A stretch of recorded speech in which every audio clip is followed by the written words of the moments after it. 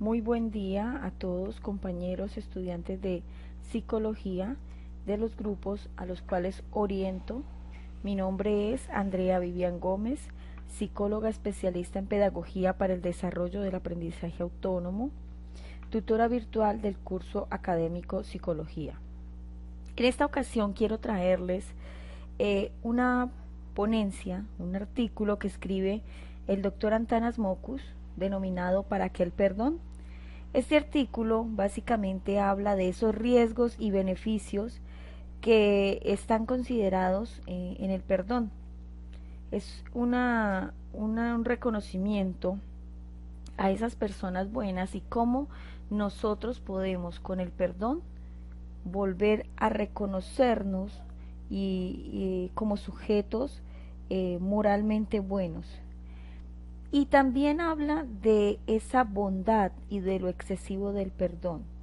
Como les estaba comentando, el doctor Antanas Mockus determina un artículo en donde inicia hablando acerca de los riesgos y beneficios del perdón.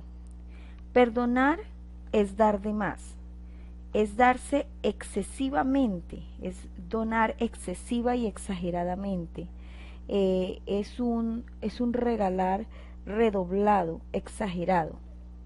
En ese sentido, es colocarse a quien quiere ser perdonado, se coloca prácticamente en manos del otro, reconoce esa libertad que tiene el otro, considera esa libertad, lo acepta como un sujeto moral y como un interlocutor capaz de generosidad, capaz de decir quiero perdonarlo y estoy en la libertad de hacerlo. Es suponerlo libre y capaz de esa bondad.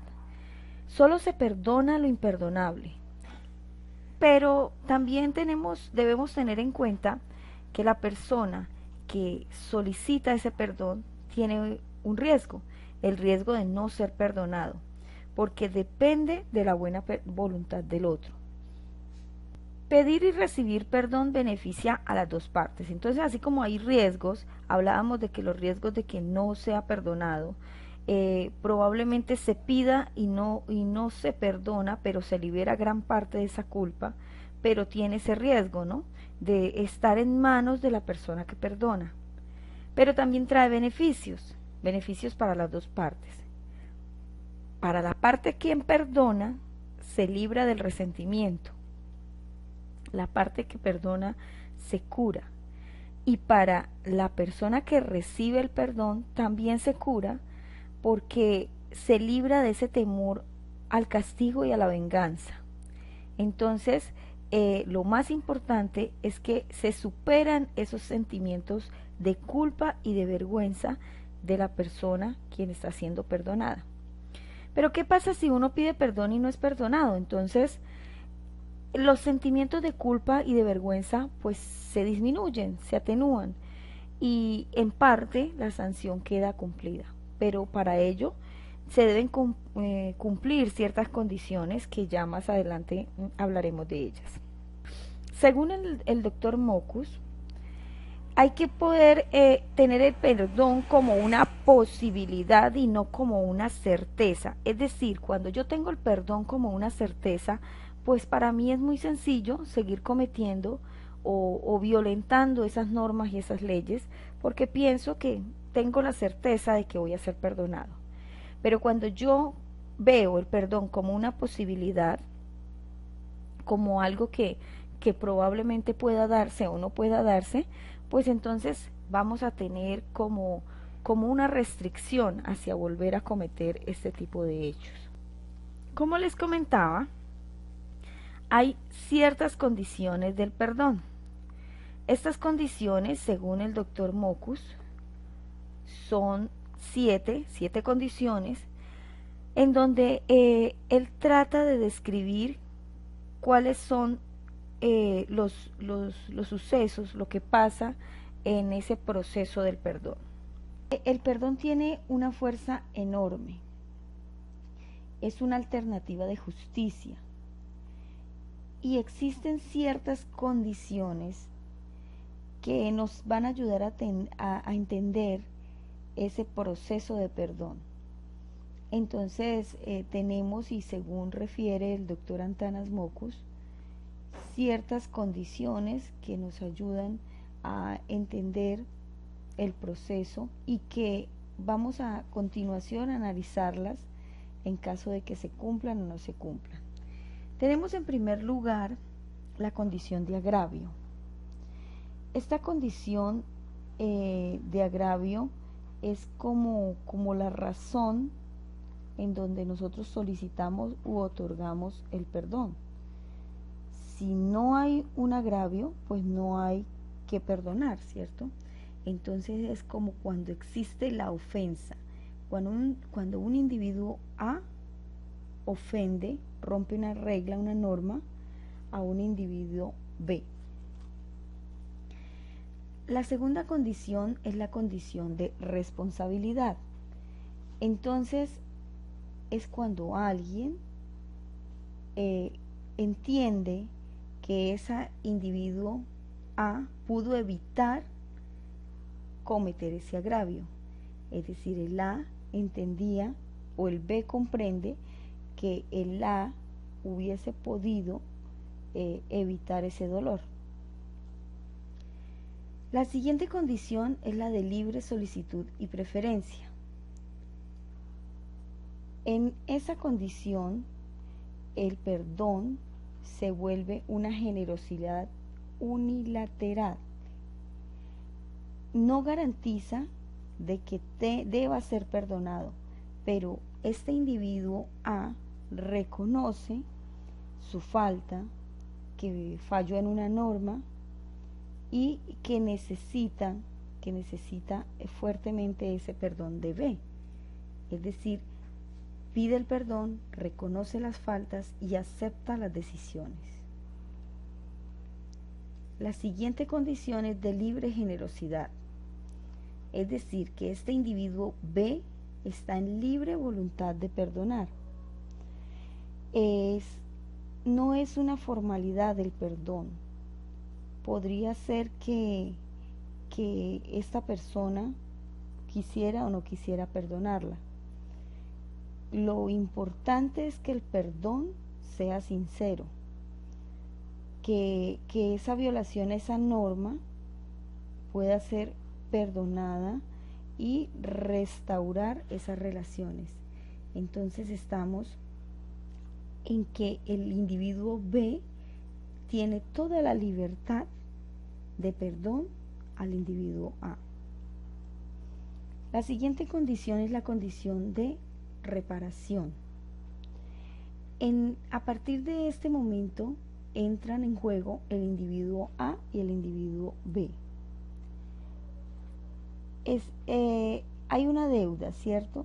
Hay una relación maltratada. Hay incertidumbre si la deuda va a quedar saldada o no, y si la relación va a quedar restablecida o no. Si esta reparación no se da de A y B, sería un perdón incompleto, un perdón imperfecto, ambiguo, o sea, no quedaría el proceso completo. Por eso A y B deben entrar en condición de reparación. Enseguida tenemos la condición de consecuencias regulativas, que también está comprometido el individuo A y B. Esta vendría siendo una de las funciones más importantes del perdón, porque se tiene que clarificar una norma, volver a restablecer ese acuerdo que se mantenía entre el individuo A y el individuo B y restaurar esa confianza. Para esto es necesario que se haga un compromiso de exclusión de ofensas. Es la clave para restaurar esa relación. Sigue la condición de restauración de la identidad. También están comprometidos el individuo A y el individuo B. Restablecer y enriquecer esas identidades. Debemos volver a restablecer esa identidad de gente buena. Y ante eso, pues el individuo A y el individuo B deben el A animarse y arriesgarse a pedir perdón y tratar de escaparse, de sentirse como menos valorado, moralmente hablando, ante el otro, y que el otro, obviamente, regale el perdón para que los dos puedan restablecer esa identidad perdida. Vamos a hacer un paréntesis en este momento para hablar de un punto importante que el doctor Mockus propone en su artículo, que es el perdón unilateral. Se puede perdonar de manera unilateral. Aporta obviamente a quien perdona unos beneficios inmensos, porque va a curar y va a superar esos resentimientos de rencor, de dolor, esos sentimientos, perdón, de rencor, de dolor, y va a restablecer esa identidad. Obviamente se le comunica a la persona que es perdonada, pero si no se puede por una u otra razón comunicar, pues va a presentar como una especie de alivio, de cura, de sanación, porque internamente ya ha presentado ese perdón. Es una reparación, un restablecimiento de sí mismo y de su identidad. En la lectura también nos encontramos 3 tipos de sociedad conflictiva. La sociedad donde se presentan tensiones entre lo que la ley ordena y lo que puede decir el criterio moral. Algunas personas de pronto consideran aceptables las tradiciones culturales. Entonces es un tipo de tensión que se presenta entre lo que dice la parte cultural, lo que dicen sus raíces, sus creencias, y lo que la ley está ordenando. También existe otro tipo de sociedad conflictiva donde prima lo que culturalmente se acepta en contra de la ley. Entonces, aquí frecuentemente se presentan acuerdos en contra de la ley. Dentro de estos contextos existen comportamientos donde lo primero, lo prioritario es lo que se acepta culturalmente. Antes teníamos esa tensión en que podría tomarse o no lo que es culturalmente aceptable. En este tipo de sociedad conflictiva, en ese contexto existe ese comportamiento y prima lo culturalmente aceptado. Se van siempre en contra de la ley porque le dan la prioridad a esas creencias que ya traen. Y tenemos también dentro de esa sociedad conflictiva el divorcio entre estos conceptos ley, moral y cultura. Y cuando existe este divorcio se agrava cuando se usa de manera sistemática la violencia. ¿Y por qué se usa la violencia? Es con el ánimo de proteger o inducir ese comportamiento ilegal. Entonces vamos a hacer como una entrada, una profundización más en este tipo de sociedad conflictiva. La ley y la moral y la cultura contienen o se enmarcan en 3 sistemas reguladores. Son 3 sistemas reguladores. La ley, moral y cultura son 3 sistemas reguladores. Las normas legales, es decir, las leyes, son aquellas que están típicamente escritas, que tienen una vigencia, que están definidas dentro de un territorio. Las normas que conocemos como culturales son aquellas que son informales, pueden ser de una sociedad o de un grupo social, y aquellas que se autoimponen las personas son las normas morales. Entonces, teniendo en cuenta esto, cuando uno obedece las primeras normas, las primeras que son las leyes, las primeras normas que imponen las normas legales, se genera como un aprecio, un reconocimiento social, se genera un clima de confianza, ¿cierto? Cuando se desobedecen esas normas legales, genera un rechazo social y en ciertas oportunidades se generan vergüenza. La obediencia a las normas morales entonces tiende a provocar admiración, autogratificación, pero su desobediencia genera culpa. Entonces, teniendo en cuenta eso, nos encontramos con ciertas tensiones entre la ley, la moral y la cultura. La gran mayoría de los comportamientos obviamente se ciñen a la ley, pero teniendo en cuenta estos sistemas reguladores, estas tensiones se pueden ver desde varios puntos de vista. Hay temáticas que la ley no quiere tratar y trata, valga la redundancia, de que las tomen las conductas humanas, o sea, que sean reguladas exclusivamente por la moral o la cultura. Entonces la ley trata de no tomar esos temas.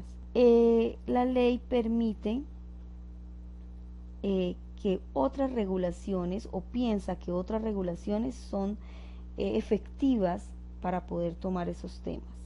Si tenemos en cuenta estas tres entes, ley, moral y cultura,